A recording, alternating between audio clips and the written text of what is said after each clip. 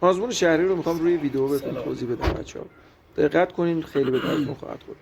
اول که میشینیم صندلی رو چک میکنیم. اگه درست بود که هیچ کار باش نداریم، اگه درست نبود درستش میکنیم.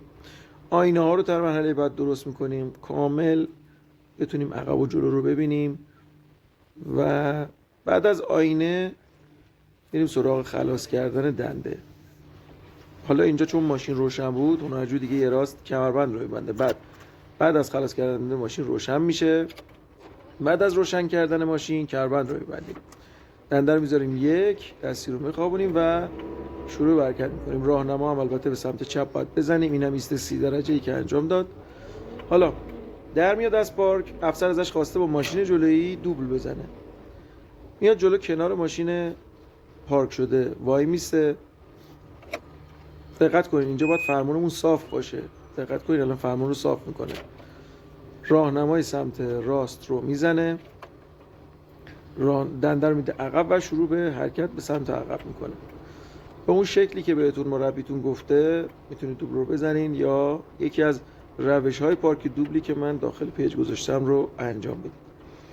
حالا عقب میاد و اون کارهایی که باید انجام بده رو انجام بدید. دقت کنین داشتن سرعت عمل توی آزمون باعث میشه که دید افسر نسبت بهتون بهتر بشه و متوجه بشه که شما رانندگی رو بهش مسلط هستین و امتیاز مثبت هست براتون.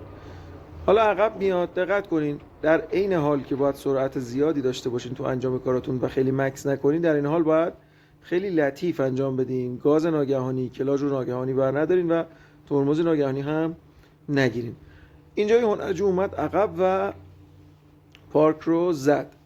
حالا نگاه میکنه ببینه اوضاع چجوریه. افسر نگاه میکنه و بهش اوکی رو میده که پارکش خوبه.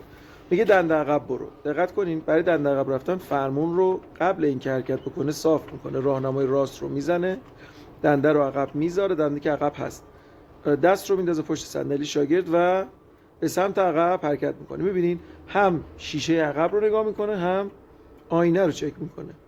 به سمت عقب میره و یه مقدار کمی که میره افسر تاییدش میکنه و میگه که قبوله. دقت کنین دنده خلاص میشه، دستی رو باید بکشه بالا، کمربند رو باز میکنه و به این شکلی که میبینید در رو باز میکنه. میخوای رانندگی رو اصولی یاد بگیری؟ پیج من رو دنبال کن.